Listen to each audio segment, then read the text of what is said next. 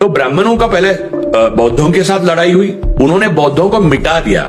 आप बाबरी के नीचे खोदा ना और खोदते जाइए तो आपको बौद्धों के स्तूप मिलेंगे। और हर मंदिर और कई मंदिरों में जो हिंदुओं के कहे जाने वाले भगवान हैं, उनका अगर आप पूरी तरह से आप साफ करके देखोगे तो बुद्ध की मूर्ति है। सब बुद्ध की मूर्तियां कन्वर्ट करके उनको सारे भगवान देवी देवता। इवन वो शयन मुद्रा में जो विष्णु दिखाए जाते हैं वो बुद्ध की मूर्ति है। Exactly. तो शयन मुद्रा मूलतः बुद्धिस्ट आर्ट है। Yes. तो बात यह है, ये मैं इसलिए कह रहा हूं कि फिर बुद्ध हो गए, फिर मुगलों का ये प्रॉब्लम है कि इस्लाम लेके आए, फिर वो ब्राह्मणिज्म पे हमला हो गया क्योंकि जाति नहीं थी। भले उनमें अपने अपने शिया सुन्नी अलग अलग भेद होंगे, लेकिन जाति वाले बात पर वो आते थे।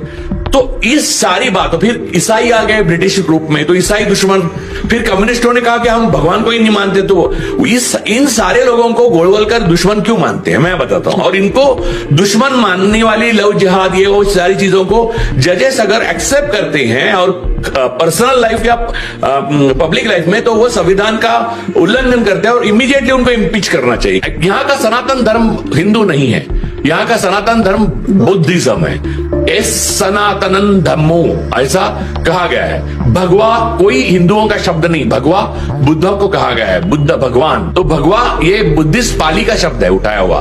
फिर हिंदू शब्द पर्शियन है। तो हिंदू नाम का कोई चीज धर्म में आती नहीं है, ज्योग्राफिकल एरिया के लिए कहते हैं। जब कभी देखिए ऑड और इवन डेट को भागवत अपने स्टेटमेंट जैसे बदलते हैं, जो अपने संघ चालक एक दिन कहते हैं कि मुसलमानों को रहना होगा तो हिंदू जैसे बहना होगा, दूसरे दिन कहते हैं कि हिंदू और मुसलमान अलग अलग हो लेकिन हिंदू है, कुछ भी बोलते हो उनको तो अब क्या है। तो वो जो जब बोलते हैं ऑड डे को बोलते हैं, इवन डे को बोलते हैं। ऑड डे को जब उन्होंने मीडिया में निग्लेक्टेड फील करते हैं तो कुछ बोल के चले जाते हैं। हाँ, तो वो ऑड डे को जो बोलते हैं कि यहाँ की संस्कृति में हिंदू और मुसलमान दोनों हिंदू है।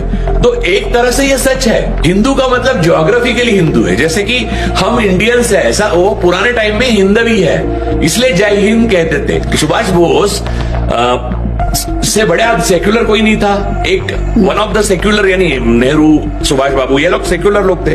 तो जय हिंद अगर सुभाष बाबू ने कहा तो धर्म के आधार पर तो नहीं कहा, उनके साथ शाहनवाज खान ही तो थे। तो वो हिंद जो है वो ज्योग्राफिकल है।